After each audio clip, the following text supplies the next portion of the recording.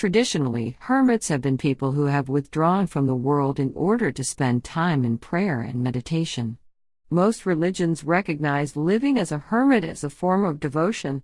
However, there are, and it seems there always have been, other sorts of hermits, those who withdraw from the world not to get closer to God but to get away from other human beings.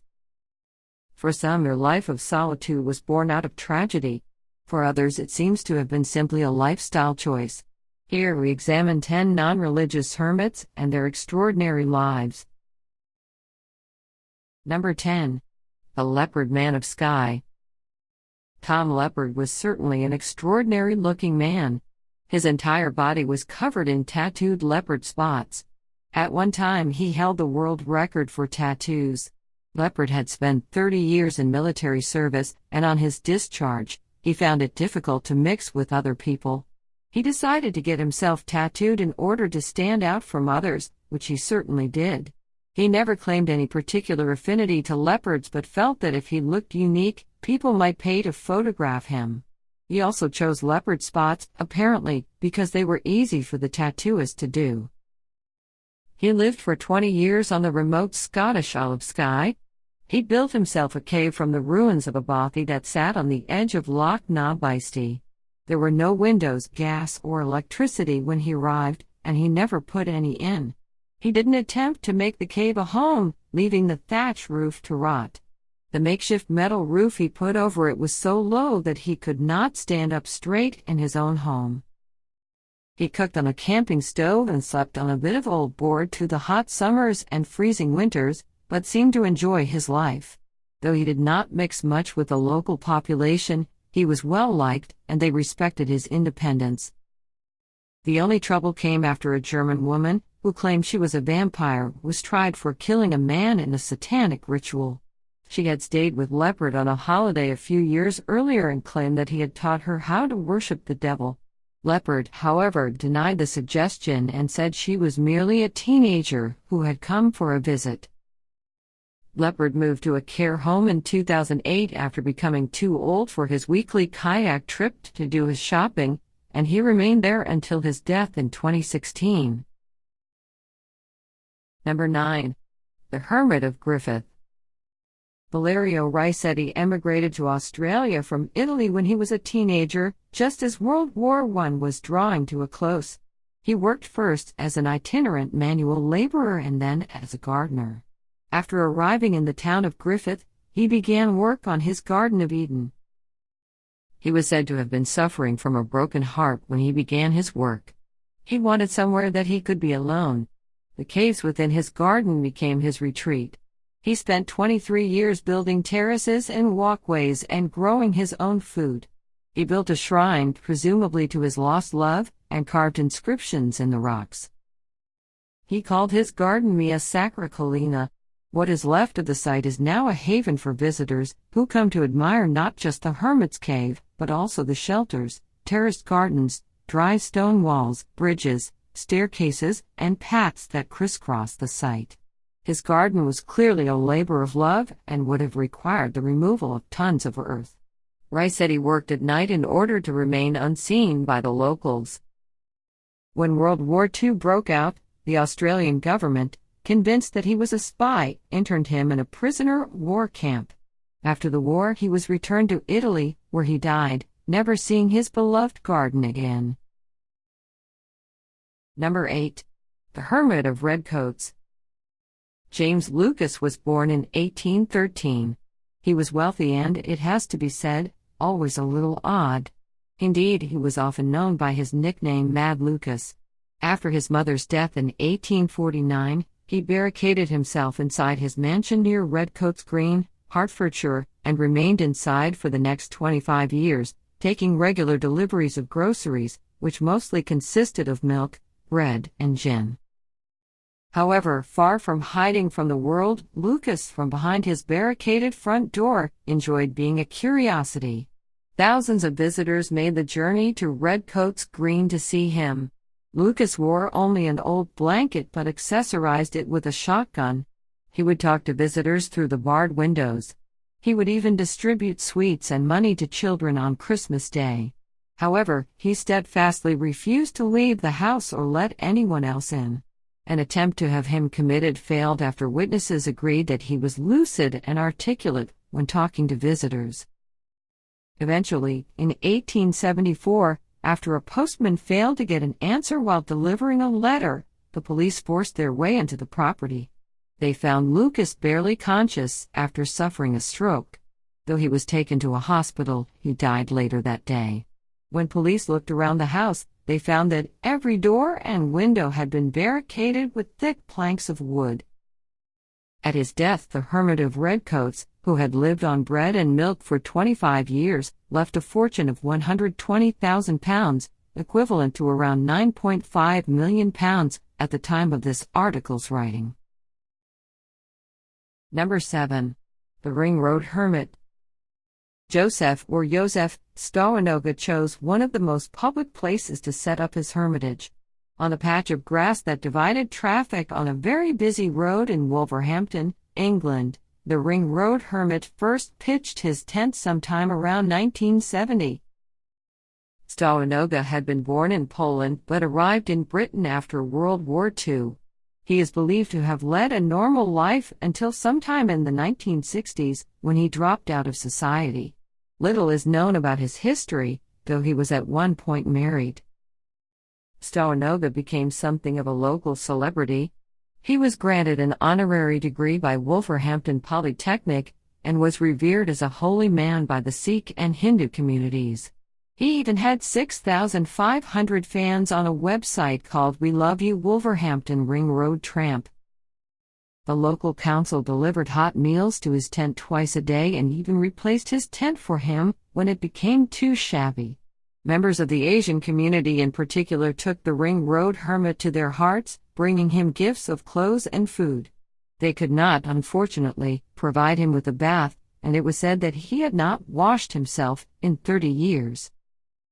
After his death in 2007, a plaque was placed on the site of his former home to commemorate the strange life of the Ring Road Hermit. Number 6. The Hermit of Gully Lake. Willard Kitchener MacDonald lived the life of a hermit for almost 60 years. After jumping a troop train to avoid fighting in World War II, MacDonald headed for the woods in Nova Scotia, and he stayed there for the rest of his life. Though Canada declared an amnesty for deserters in 1950, MacDonald was afraid of being imprisoned for his crime and chose to stay where he was. Once a month, he would walk 12 kilometers to a store to buy supplies, after earning a little money trapping animals and selling their pelts for fur. For most of his life, he lived in a shack, but as he grew older, the local community, concerned for his welfare, financed the building of a cabin for him. MacDonald, however, could not feel comfortable in it, and soon moved back to his shack. In November 2003, he became ill and, against his wishes, someone went to fetch a doctor. By the time they got back, however, MacDonald had left the shack, presumably to avoid seeing the doctor. No searches were conducted, so sign of him could be found. His remains were found in June 2004. Roughly 100 people attended his funeral, and his ashes were scattered along the edge of Lake Gully, at the spot that he had called home for most of his life. Number 5. The Hermit of Seychelles. Not all hermits live in a shack. In 1962, Brendan Grimshaw bought himself an island in Seychelles, named Moyen. He spent 50 years transforming Moyen Island from waterless bush into a national park that was worth $50 million. He is said to have bought the island on a whim while on holiday there. Grimshaw planted 16,000 trees on the island and created 5 kilometers of pathways. Wildlife began to flock to the island, which now boasts a large variety of birds, 500 turtle doves, and 120 giant tortoises, almost extinct in Seychelles since the 1900s. His home on the island was a modest single-story house. Tourists were welcomed as long as they respected the wildlife, but he would not allow people to stay on the island. Grimshaw, a former newspaper editor, turned down all offers for Moyen Island, saying he didn't want it to become a holiday destination for millionaires. In 2008, it was declared a national park. Grimshaw died in 2012. Number 4. The North Pond Hermit. Christopher Knight was 20 in 1986 when he walked out on his job as an alarm engineer without returning his tools or cashing his final paycheck. He traveled for some time, eventually reaching Moosehead Lake in Maine. Without having any clear reason, Knight decided to leave the world behind. He walked into the darkest part of the woods with only basic camping supplies. He tried foraging for food with limited success. After several weeks without food, he began to steal vegetables from gardens during the night. Eventually, he found the spot where he was to spend the next 20 years. Food was still scarce, however, but unlike other hermits, Knight could not bear even the smallest contact with people. He decided to burgle nearby holiday cabins, often left empty, to get food and supplies. He began to watch the cabins and the cabin owners to judge the best time to break in. He would approach the homes through the forest or occasionally via canoe. He would pick the lock, take what he needed, and relock the door on the way out. The police noted that the crimes were committed with unusual neatness, leading some to conclude that the culprit must be a master thief. Knight was finally arrested while stealing food 27 years after he had first gone missing. His arrest led to an avalanche of interest in him and his story. He even received a proposal of marriage. After his arrest in 2013, Knight was sentenced to 7 months imprisonment. On his release, he went to live with his brother. Number 3. The Hermit of Cold River. In 1929, when he was 46, Noah John Rondo went to live in a remote area of New York's Adirondack Mountains that he nicknamed Cold River City. He kept detailed journals, written in cipher, describing his life as a hermit. The code wasn't deciphered until 1992. However, when the puzzle was finally solved, there seems to have been little in it that was secret, mostly commentary on the weather and a to-do list of jobs, such as get few loads of wood. Why Rondo felt the need to write in cipher is unknown, unless it was for the sheer pleasure of annoying snoopers. Rondo spent roughly 2 decades hunting and fishing in the woods, becoming a well-known landmark and famous figure among hikers. In 1950, the Cold River area was closed to the public, forcing him to move out. He then lived in the areas of Lake Placid, Saranac Lake, and Wilmington. Rondo died in 1967. Number 2. The Fort Fisher Hermit. Robert Harrell arrived at Fort Fisher in North Carolina in 1955. He was 62 years old. He moved into an abandoned World War II bunker in the middle of marshlands, and he lived there for the next 17 years, fishing and scavenging along the beach. He is said to have never worked another day in his life after moving there. Harrell had had a difficult upbringing, but in 1913, he married and eventually had 5 children. However, he was considered by many to be disturbed, and sometime during the 1930s, his wife left him, taking their children with her. What happened between then and the time he reached Fort Fisher is unclear. He became a popular tourist attraction at Fort Fisher, much to his displeasure. He was said to have remarked, "How am I going to be a hermit when all these people keep coming to see me?" In June 1972, Harrell was found dead at his bunker. There is some uncertainty about the cause of death, but it is believed that he may have been murdered. Number 1. The Hermit of Costa de Morte. Manfred Nadinger, known to all simply as Man, is said to have once had his heart broken by a beautiful young Spanish woman. Perhaps that was the reason that he decided to build himself a small cabin on a beach on the Costa de Morte. Man decided to live the simple life.